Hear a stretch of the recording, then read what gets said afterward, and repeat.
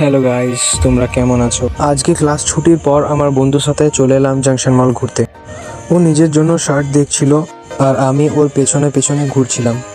কিছুক্ষণ শার্ট দেখতে না দেখতে একটা বন্ধুর ফোন এলো আর তারা তাড়াতাড়ি বলছিল চলে আয়, তাই আমরা তাড়াতাড়ি দেখে পরে ঘুরে চলে এলাম ওদের কাছে।